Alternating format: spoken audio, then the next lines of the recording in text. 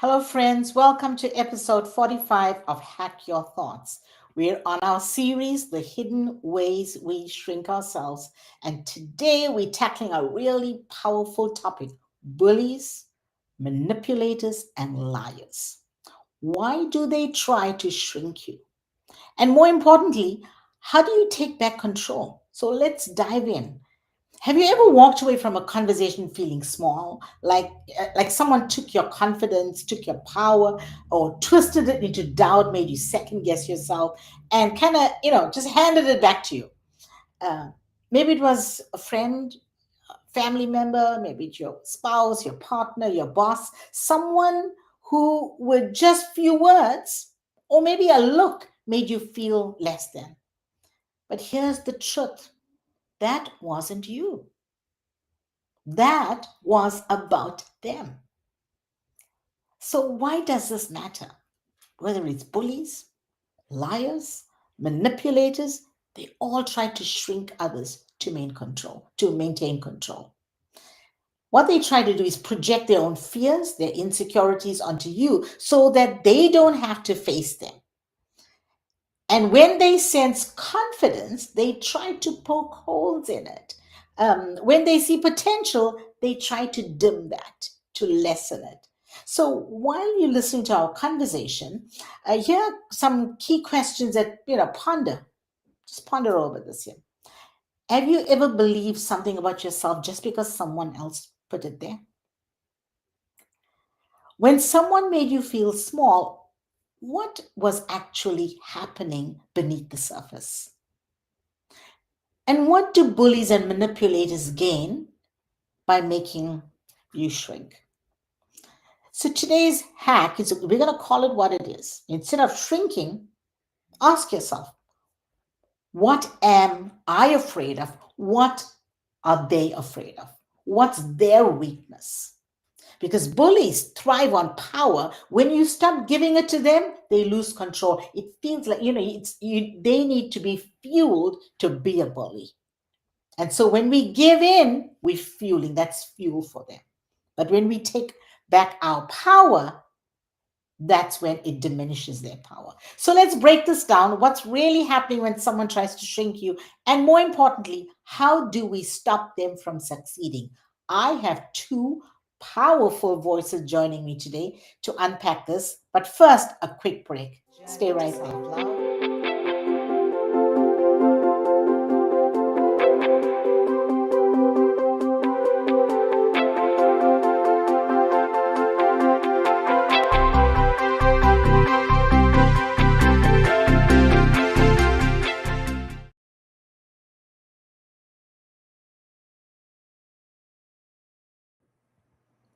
Welcome back. As promised, I have a powerhouse panel joining me today. So let's start with some introductions. I have KJ and Steve. Why don't you introduce yourselves? You want to go, Steve? Yeah, I am Steve Tulowitzki. I am honored to be a two-time guest on this podcast. I think two times, and a many-time guest in Chloe's life and KJ's life. If I was being attacked by a bully, there's nobody I'd rather have than Dr. Chloe Timothy and Kevin Anthony Johnson. I work as a leadership coach. I just found out today 13 years in consulting and doing project work. And now this is my 13th year as a coach and leadership development facilitator. So I'm in the second half of my career's life. Wow, 13 years. That's 13 a nice years. long time. Yeah, very lucky number, it turns out. Yeah, yeah. Very lucky. Well, I'm Kevin Anthony Johnson. Thank you for the mini introduction, Steve. And I'm excited to be a part of this series. And I was on just one episode back, so I'm excited to be back and excited to jump into the meat and potatoes of this topic that we're talking about today. I'm hailing from Costa Rica and formerly in Chicago, and I am also a leadership and life coach for the last 25 years of my life. And I can say it just keeps getting better and better. Mm. Now, I have to say, thank you both for introducing yourselves. Meat and potatoes? I've never heard that before. Hmm. So Well, what is so just kind of let's just enlighten me before we dive in. well, see, there is a time when you feed children and babies what they're capable of eating. So you feed a baby milk, you feed a baby food. It's already been kind of mashed up and prepared for them to eat because it's easy to digest. But then you dig into something when they get a little bit older and they start having bigger hungers and bigger appetites, and you need to give them some meat and some potatoes and something that's really going to put some substance in their system. So I'm excited about having some meat and potatoes this evening. Ah, okay, okay. So let's just pretend we're at the dinner table and we're eating meat and potatoes and we're sharing this meal with whoever's Yeah. listening. Yeah. I might watch all 45 episodes just to have soup to nuts. Yeah. Can I have more dinner analogies? Soup to nuts. That's the whole meal. Steve, only you, only you. And Steve, Okay. why are the nuts last? Yeah. It's an old tradition. Oh, okay, okay. Is that Yeah. like dessert? Yeah, yeah. I think it's helps you digest. There you go. Okay, Oh, okay. That makes wow. sense. That makes sense. I Or never I knew Wow. just, that. or I just made that up. Yeah. Okay. Well, hey, go ahead, do it. Yeah, make it up. Okay. So I'm so thrilled that the both of you are on the show today. So let's start with what it looks like when someone shrinks others. What do you think drives someone to make others feel small? Mm. Who wants to go? I KJ? heard a great quote from uh, a phenomenal writer, Toni Morrison. She said something like, um, "If you have to, in order to feel tall, you have to stand on someone else's shoulders, then you've got a problem." And I think the bully comes from a place of feeling small. So in order to make themselves feel big, they have to make someone else smaller than them. I think that's the functional element of when someone shifts from being just mean to being a bully. When they Hmm. feel like they have to place someone else lower than them and hold them there in order to sustain a high self-esteem. Mm. Yeah. Yeah. I like that. I like it. Just in order to feel big, somebody else has to take the small Hmm. position, the smaller position. Steve. I have to believe it's uh, in part a trauma response. Hmm. There's this simple saying that hurt people hurt people. And it strikes me that shrunk people shrink people. Hmm. Mm. Uh, you know, whoever has been hurt and damaged and bullied themselves in a place where they don't feel like they have control, as soon as they have a little bit of a place where they have some control, that might be all that they know how to do. And the only thing that makes them safe before they get bullied again, they're going to Mhm. be the aggressors. Uh, that's that's what occurs to me. So it's a kind of insecurity from not having a place where you really feel safe, and that Mm. And that reminds me in abusive relationships, and I've been in one, they always say the abused becomes the abuser. And I think when I heard that so many times, I'm like, I'm not going to do that. And I tried my best, went to counseling and therapy and, talk to you guys just so that I didn't become that person. And it was hard work. hmm. Well, It's hard. that is the hope. I often think, when I'm living my life properly, the question can be, what cycle am I here to interrupt? What Mm, cycle of abuse or lack of progress or regression? Well, that if I don't pay attention, I don't do the hard work, I don't have Chloe's and KJ's in my life. I'm likely to perpetuate that. That's how where real change comes from. Is I'm going to stop this cycle. There's a movie I just watched on the plane on my trip to Mexico City recently, and it's called "It Ends with Us." mm, And that's really what it is about. Mhm. Yeah, yeah, It ends with us. Yeah. yeah. It's breaking the cycle. I also What think would there's you a say are some common? Say again. Go ahead, well, KJ. I think there's also an element of a power dynamic. Like I think of folks that are bullies in certain environments, but not in all.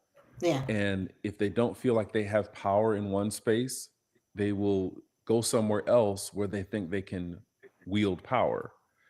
And they may not be bullies at home, or they may not be bullies at work, but Mhm. because they feel powerless somewhere at work, per se, they may go home and play the role of a bully because that's where Mm. they feel they have the most power. Yeah. And Yeah. I agree entirely with you, Steve. I think hurt people do hurt people. I think shrunk folks do shrink other folks. I think it's Mhm. a perfect way to look at this with empathy, but Mm, also Yes. Mhm. equity that Mhm. they are doing harm, but also Mhm. they have been harmed. mm, And so it creates this cycle. And if we don't do something to stop it, the Mhm. people who they harm could be the people who become the next bullies. yeah. Yeah. Yeah. And the perpetrators or the bullies or the abusers have been, I'm going to use that word, victims of circumstance. And they look also, it's attention. Somebody help me. I may not even know that I need help. Somebody Yes. help me, help heal me from my hurt so that I don't hurt others.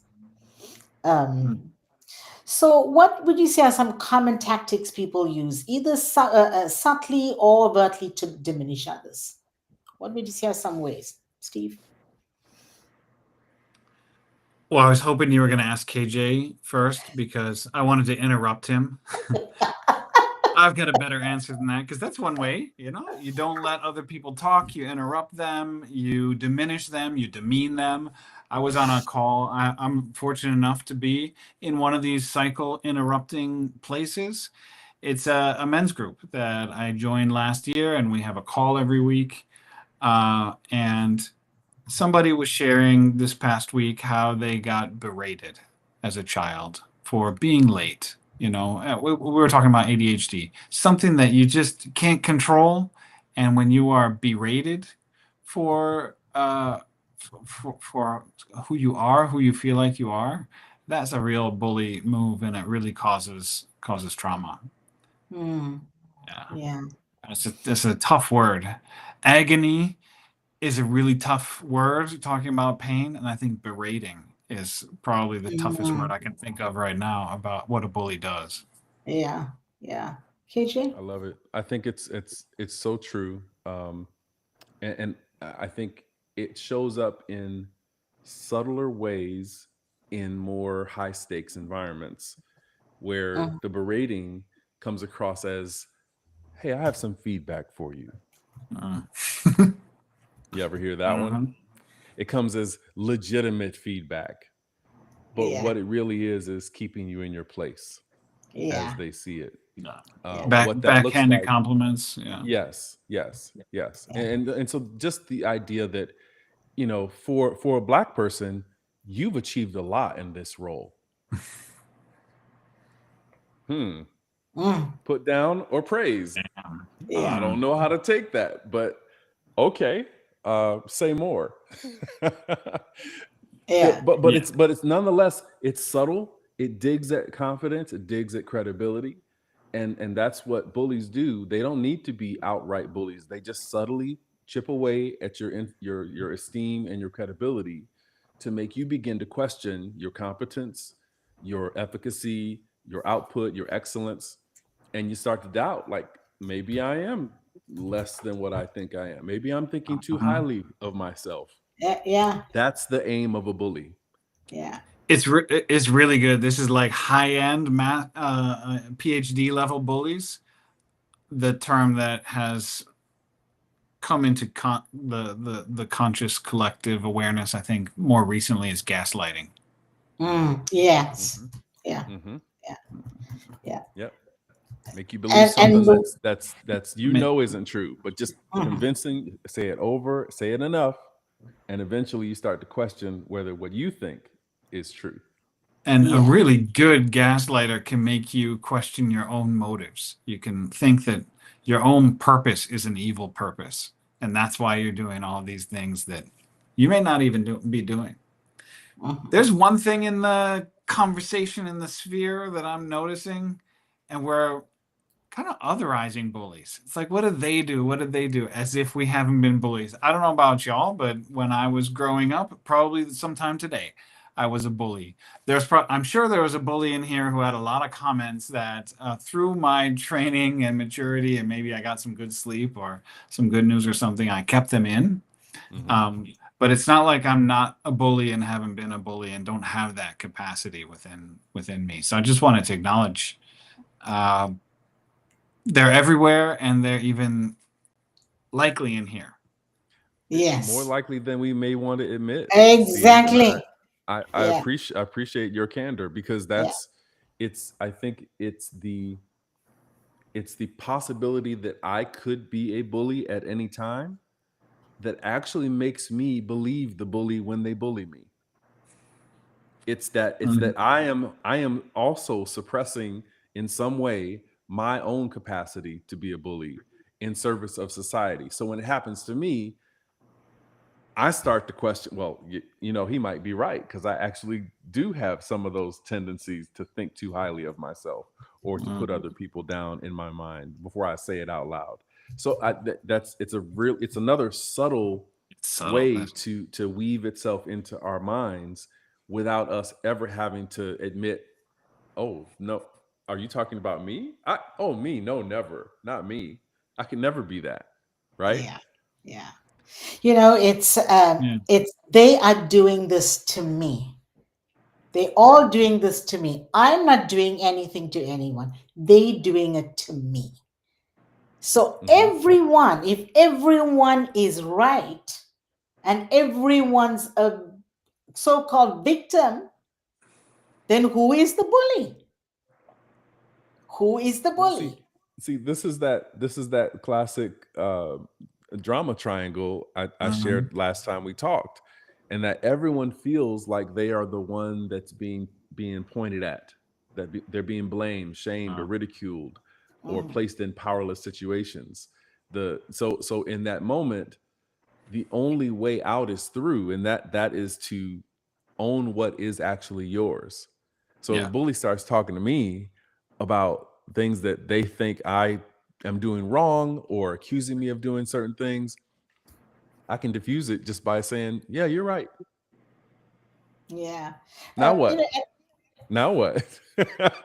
Well, that, and yeah. Now it's what else do you have to say about that, man? yeah, And so you don't feed it, you diffuse it. You put water on it. yeah. So and that brings us to the bully's mindset, because that's what we're talking. What's happening in the shrinker's mindset? Um, do you think people shrink others when they bullying? Are they doing it consciously, or is it more unconsciously? Are they just doing it because that's what they do? What do you think? I think there's a spectrum there. Mhm. I, and, Yes. and Yeah. not to I love the not to word not to spectrum. The word spectrum, everything's on a spectrum. Empathy yeah, is on a exactly, spectrum. exactly. Everything's So on a spectrum. Yes. you got your bully who really wants to be a bully, and that's their MO. That's how they get through life. That's their main strategy.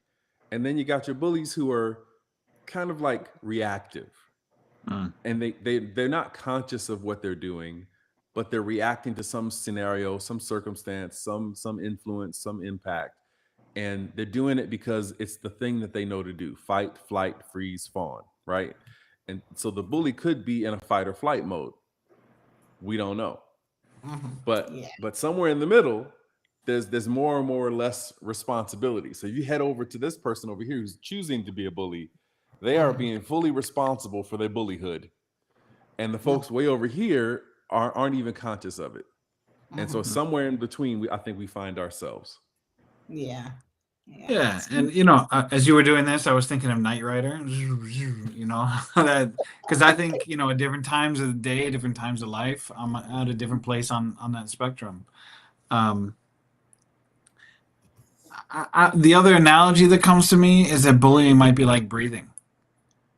Sometimes breathing happens, and sometimes we breathe.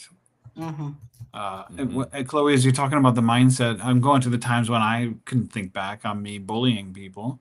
I think it was, I mean, obviously it comes out of fear, and often really the fear of belonging. I'm afraid that they won't like me or I won't belong, or so maybe I make a joke or something that seems funny, like just like KJ said, to put myself a little bit higher, to try and grab some status so that I might fit in and not get pushed away. As human beings, tribal species, as our brains were forming way back when in the Paleozoic era, I'm probably wrong on that. That was survival. If we were excommunicated from our tribe, we were done. So I think that's part of the mindset too. And sometimes it might just be survival instinct. I'm breathing really fast because I feel really threatened. But then I think you're right, KJ. On the one end of the spectrum, you've got people who are in top performance mode. They're not survival mode. They are the prize fighters who are bullying on purpose for sport. Or, Bullying on purpose. bullying on purpose for manipulation. They're attached to some outcome that they have to achieve, or their whole identity is at risk. And they've learned how to do this really well, and it can be really effective, sadly. Yeah. And it brings me to something else, because when I think about people that are bullies, I think about, and like we said, I'm going to put myself in the category too. I'm not free from that. But when you said on purpose, some of them really enjoy doing it. They get a kick out of bullying people. They enjoy it. It fuels them. That's what they live on and thrive on. And the more they see, the more they see others being put down, or the power they have over them, the better they feel. Which is, even though we're the hurt people, even though they've been hurt, maybe it comes from a trauma place, we want to have compassion. But then how do we balance that compassion with, no, you are wrong. You are wrong. I'm a believer that there is always a place for compassion, but it's not when someone's foot is on your neck. Yes. And if someone's putting their foot on my neck, then do what you need to do to free yourself. And then if you have the wherewithal to confront your bully, confront them. But I don't think there's anything wrong with fully responding to someone with their foot on your neck. Yeah. Because now you're becoming the actual victim. And, the person who is operating from a place of intentional bullying isn't someone who is somehow, flawed in their thinking. They have used bullying as a strategy instead of a reactivity, right? And I think there is a place where, I think as Black folks, we have become accustomed to giving our kids the talk. When a police officer pulls you over, you say, yes, sir. You comply. You do all the things. Well, what have we seen? I'm not saying all police officer is like this, but when we see these instances of an officer going far beyond their duty and accusing some kid of something that they haven't done, or the neighborhood watch person who tracked down Trayvon Martin holding some Skittles in an Arizona tea, and he fights back because he doesn't know who this guy is. Who was the bully? Yeah. And in our justice system, they determined that he wasn't a bully. He was just doing what he was doing, defending his space in Florida law. But there's some bullying going on when you're attacking an unarmed kid with Skittles, and he doesn't know who you are, and you haven't announced who you are and what your authority is over him. So there's a real dynamic there where a bully has perceived authority and uses it to dominate over someone else. Yeah. There's a different thing going on if you're in the schoolyard and a bully has some issues at home, and the only place he feels powerful is on the playground. And so he bullies some of his classmates on the playground and does something, unsocially acceptable. Very different context. Yeah. So I think it's important to make those broad distinctions between how bullying can show up, but also the impact and outcomes that can come from an act of bullying with intention and act of bullying out of reactivity. So, you saying you're talking about the schoolyard, and I'm imagining the schoolyard. And I keep thinking, okay, imagine this person that's a bully. He or she knows exactly who to bully. They identify the people that can be bullied. Mhm. So, which brings me to something else in the context. What are they looking for? What are the characteristics or attributes that this person has for them to say, that's the one I'm going to bully? I can take that one down. I mean, what comes up for me is maybe they're looking for it, or maybe it's unconscious. Maybe it's just instinctual. Um, as we were talking about, KJ, you were almost talking about feeling guilty when someone bullies you because you could have been the bully, like you identify with that. If we go from the premise that probably, bullied people bully people, they recognize the things in themselves that made them vulnerable to that bully that brought them up, or came after them earlier or in a different context, and so they can smell it almost in other people. And I don't know that it's a checklist of let me do some regression analysis on all the kids in the playground to see which are most bullyable. I imagine it's a kind of instinctive thing. And there are probably, we could probably all come up with some ideas of if we're casting a movie, we know what kind of character we might pick who gets bullied. I am tempted with this. Hmm. I want us to go from the playground to another ground. Take us there. Let's go to work, Chloe. Let's go from the playground to another ground because we're talking about children. Let's talk about adults, and let's talk about people in power and how they bully. There's a book that Adam Grant read. I don't know if you all read it, The Power Moves. Really powerful. And he talks about two things. He said, people have power and they can do whatever they want to do if they have a position, a title, and if they have money. Because now they have the power. That speaks. So titles have a voice, money has a voice. So let's take it to another playground. How do we deal with leaders in the community, in the world, in our world that bully people? I'm gonna paraphrase you mentioned Adam Grant. My favorite book of the moment is Mel Robbins' the Let Them theory. Yeah, some people have authority. It's been vested in them because they got elected or because they got promoted or something, and people get to have their opinions. They get to be as terrible as they want to be and can be at that position, and they get to abuse that power. It's their right so long as they have that position. And I think Mel would say, let them be horrible leaders. If I get so wrapped up in all the things that they're doing wrong, I give them complete control over my emotions and my ability, and I lose track of my purpose, and they've distracted me from all the things that I could do for the people in my life. So if I let them be horrible leaders because they've actually somehow earned that right, if the system is good or bad that put them there, that frees me up for the most important part of let them is let me. Let me now decide what I'm going to do in this case. Maybe let me organize ombudsman at work, or the staff council to stand up for the rights, or let's create a union at a workplace, or let's protest the leadership somewhere. Let's go to town halls where they are. Like what can I do? But if I don't let them be horrible, I'm gonna not be able to let me do anything about it. KJ, let And me hear what. Yeah.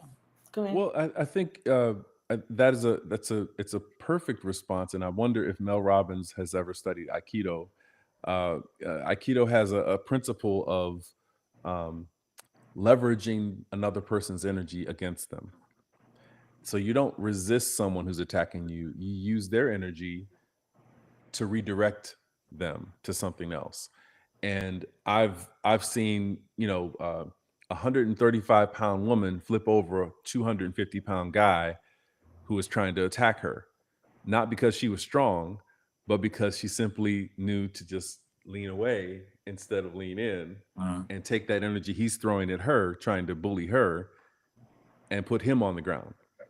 And so I think there's some spiritual principles to this that are bound in the idea that when Jesus said, "Turn the other cheek," it wasn't that idea wasn't just to expose himself to another blow. That idea was a cultural thing, and that idea of turning the other cheek is grounded in the idea that when someone reprimanded you in that culture, they typically used their right hand, and so they would come across your cheek in that way. But if you turn your other cheek to them, they can't hit you the same way. They have to hit you in a way that's disrespectful and that reveals who they are. And so the more you expose them, as Steve said, let them be a bad leader. Let them make bad decisions. Let them be domineering in whatever they're going to do. The more exposure you give to them, the more shame they begin to carry. Because the direct approach doesn't get you a result with a bully. Yeah. It gets you into a fight. Yes. Now, if we continue to let them, and then let's go to something that Jesus did. You know, the Pharisees and Sadducees were there condemning a woman, and he stood up for her. He stood up. She let them because she was doing nothing. But he had to say something. He had to challenge them. So we may let them, but we still have to challenge. Because if we don't challenge, where is the voice of advocacy? This is let me. This is the let me part. Yeah, exactly. So that's a different scenario in which the bullied is not responding to the bully. Someone else is watching the bully take place and intervening on the behalf of the person being bullied. That's a different scenario, and that is a responsible action by someone who's seeing someone abused by a bully. I think that's perfectly relevant and necessary. But if you're the one being bullied, you don't necessarily have that authority to just come back and fight for yourself, because the point is they've picked you because they have something that they can hold you to as a weakness. Yeah. You know, and I'm going to go to a personal story. You know, my marriage. I let him. For 25 years, I let him. And it destroyed and it killed me inside. Until I was like, enough is enough. And I had to say something, and I had to face the bully. It was a face off. Until I did that, then only did I stand in my power. But I had to face off. It took everything. It took all the courage. It took everything in me. But I had so much of anger and resentment and bitterness inside that it fueled me to do a face off. It was the only way that I could take back and bring Chloe back to life. Because I let him for 25 years and I couldn't let him anymore. And that's the key distinction, is that you saw yourself as, I don't want to put words in your mouth, but you saw yourself as deserving of that bullying for that period of time. And the moment you decided you were not that person, he no longer had that power over you. And that's the defining moment in a bullying relationship, is when the bullied begins to realize who they actually are. Yeah. and not the person that the bully targeted. Because the bully will target people who they assume and assess as being targets, good targets, Mhm. unwilling or unable to come back, or they have a reputation, or they have something that they are ashamed of, that they leverage against them. It's that leverage that you take away once you come up with your own identity that's not the same identity that the bully gave you.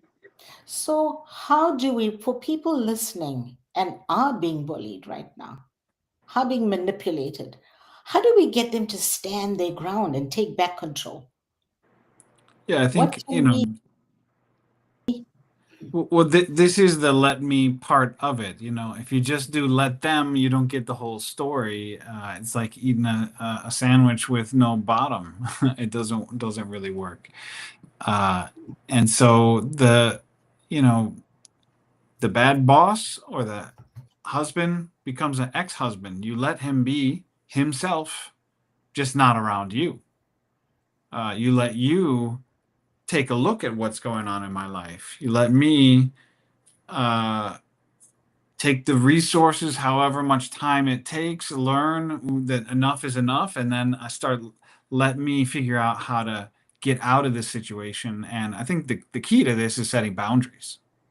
And it sounds simple, but it is hard. And that's what it's Yeah. all about. How do we set what are boundaries? How do we get to that point? Because you can say let them and let me, but where's the middle part of the transition?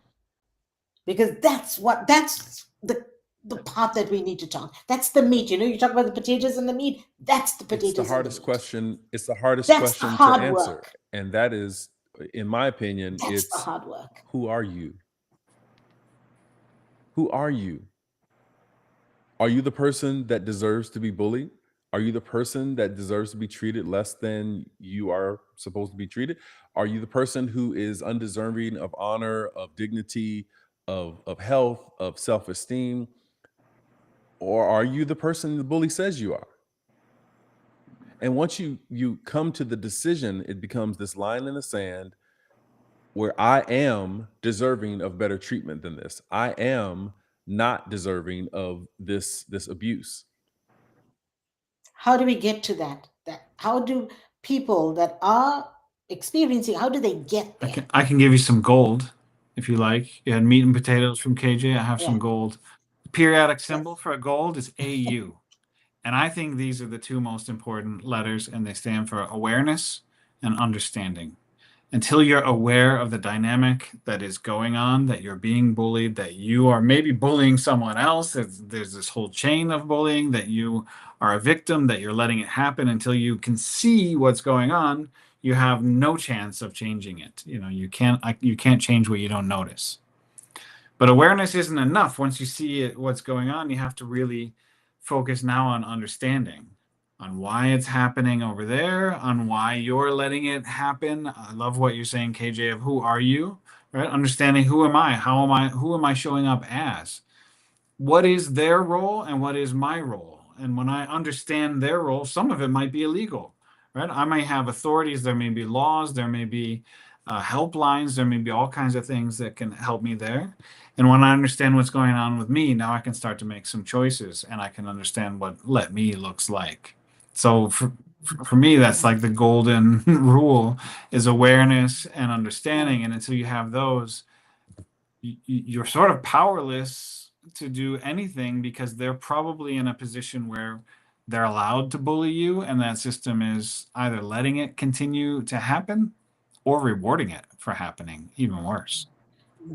And I want to piggyback Yeah. off of So that, the Steve. whole this whole That go ahead. this all thrives in isolation. Mhm. All of this dynamic thrives when it's just you and the bully.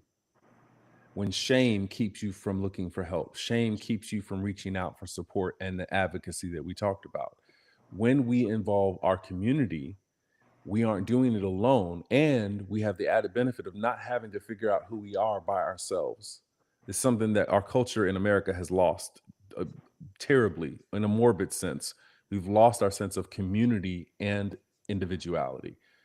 Those two ought to work in tandem, not isolated. So when I'm looking to find out who Mm. I am, yes, I have my own resources, but I also have my sister in Austin. I have my cousin in Columbus. I've got my friends in Detroit and coast to coast and around the world who know who I am and can remind me, KJ, who the F are you? Who is this person? Because I could be moaning and groaning and telling them all my woes and how the bully's treating me and how much of a victim I am. And somebody, probably you, Chloe, probably you, Steve, probably Julie, who's not on the line right now, but I'll be talking to one of y'all, and one of y'all will say, hold on. Who the F are you? Who am I talking to? This does not sound like the KJ I know. And we all need that in order to return back to who we are. 100%. Yes, we need that. So, the whole premise of the whole podcast, why I launched it, was how do I hack those thoughts? Because I was stuck there many years of my life and I needed to hack it. I needed to find a way to get into the system here and rewire it. Now, some people listening may not be in community out of fear. And I'll be honest, when I was in my marriage, I can always come back to that. In my marriage, I was terrified to even pick up the phone and call 911. I was on my own. For someone listening, that's right there. What is something that they could do to start believing in themselves in the chaos and in the confusion of their life? What can they say or do? How do they get to the who am I and begin to believe that there is somebody amazing inside and powerful? Well, I love what KJ was saying. I've heard Alan Watts say you can't smell your own nose, you can't bite your own teeth, you can't feel your own fingerprint. You can't do it in isolation. So the question for me to come up with is, where is some safety? Even if it is journaling, Diary of Anne Frank, write something down. You can see, you've put it on paper. Now you can see a little bit what's going on with you, and that might feel safe. And someday you might share a little bit of those thoughts either on paper or verbally because you spoke to someone. There might be,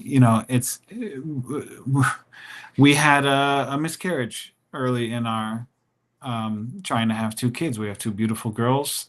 One of them got into an amazing school today. It lights up our life, and we had a miscarriage, and it was a horrible moment for us. And as soon as we started to tell people what happened, everybody had a miscarriage.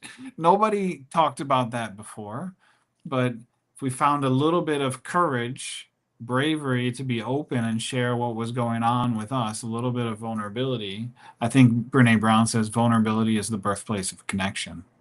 Then we find out that, man, this is not something wrong with us. This is just a normal part of being alive and being a human being.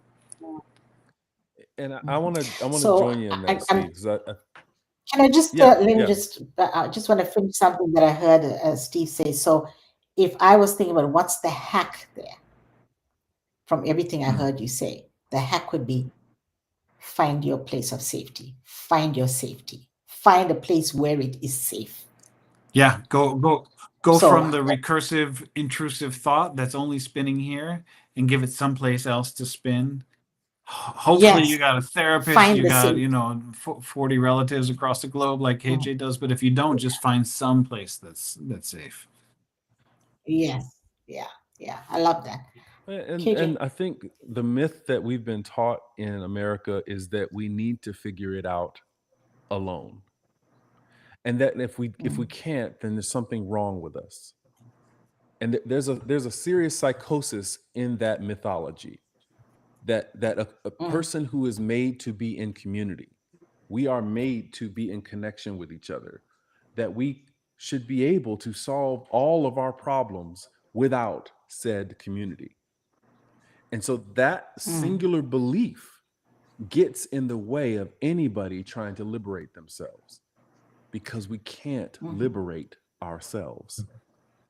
We must have community to be liberated. Our freedom is only indicated by how free we can move with each other.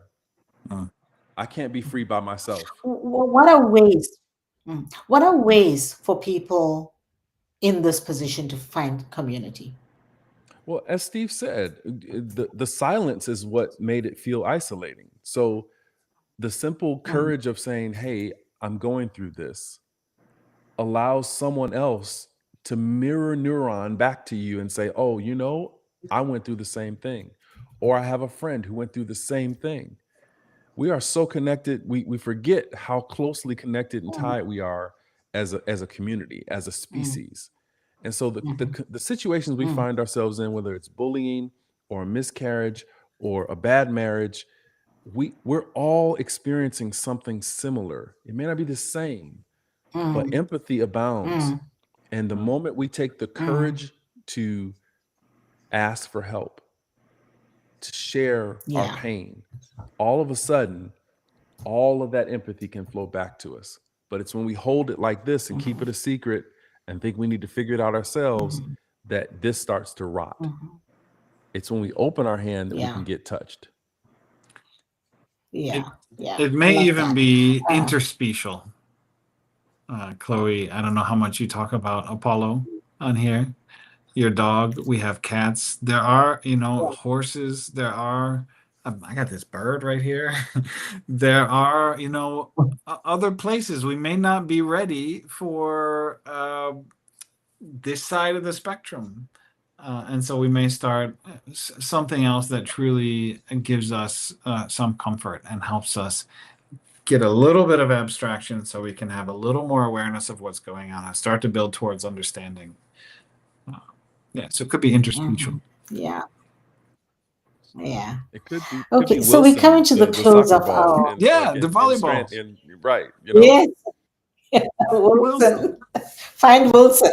Yeah, exactly. Yeah. So we're coming to the close. What is a word of advice, encouragement, wisdom that you want to share with people listening that's saying, I just really needed to hear this conversation? What would that be? I think the prospect of living a shrunken life because of someone else who's trying to be bigger than me is is terrifying.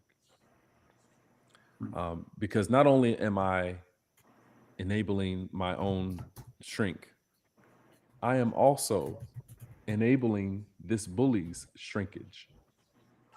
There is a potential that they are not living out by focusing on making me small. And I think liberation is collective. When this Mm, dyad of bully and bullied is broken, the bully has to reckon with themselves just as much as I do about why I was allowing the bullying to take place. mm, And I think that reckoning it comes down to, in my opinion, it comes back to the question of, who do I think I am? Do I think I deserve this, mm. or do I think I do not? Yeah. The moment I say Yeah. I do not, Mm. all of a sudden, yep. It's gone. There's that becomes hopeless, and then you back in the Hmm. cycle. Understanding who and affirming, believing and affirming who you are, looking in the mirror and saying, this is who Hmm. I am. Just like how that bully is being saying things and over, so you so rewired that you believe it. We have to be able to find an inner friend. I say there's an inner critic and an inner friend, and make up our own narrative, a new Mm. narrative. It's the only way that we can hack and mess up the corrupt system of our thoughts. Yeah, as I was listening to you, KJ, someone who's being bullied asking themselves the question, who am I? What am I up to? What am I allowing to happen? This just could inspire the bully to say the same thing. You mentioned being black and all that comes with that and all the history that comes with that. Well, I'm the white guy on the call. I got to own up to what my people did. We created all this mess, and that is really painful. Uh, And it's the only way that it stops. What am I doing? All those bullies out there, when they come to that moment of what am I doing? What have I been doing? Devastating and so important. So important to that. So when Chloe, you said what do I want to say? Is it someone who's being bullied? I want to say probably to bully and bully victim. Like, I am sorry. I'm sorry that this is happening to you. You don't deserve this. Nobody deserves this. You don't have to endure this. It's not your fault that you have for 5 minutes or 5 years or 50 years. And you're not alone. On the spectrum, people have been micro bullied to macro mega bullied. And our shared humanity is in that. And I would say the same thing for the bully. I'm sorry, you don't deserve to be finding yourself in a position where you're doing this. And there is help, and there's much better life out there for you. Yeah. Wow. This was really, really deep. Um, I love this. The series before this was called Boundlessness of the Soul. And that's what I'm hearing now. It's the spectrum, because the boundlessness is the spectrum. It's all things. Everybody has a journey, and we all are interconnected. Yes, we all are community, and we're supposed to be there for each other. Thank you both for being on the show. And next week we have one more episode. I'm hoping the both of you can make it back, and maybe Julie as well. So thank you. And thank you, everyone out there, for listening into this conversation. Really powerful. And before we wrap up, I just want to leave you with something to think about. Reflect on a time when someone made you doubt yourself. What was actually going on beneath their words and their actions? What really was happening? And what is something that you can do or could have done to reach out, to ask for help, to reach out to community, like we talked about? What if, instead of taking their words as truth, you saw them as a mirror of their own fears? How would that change it for you? So next time we're shifting gears, and now that we've identified the ways we shrink and the people who try to make us feel small, it's time to talk about how do we expand instead of shrink. So get ready for the expansion story. Take care, everybody.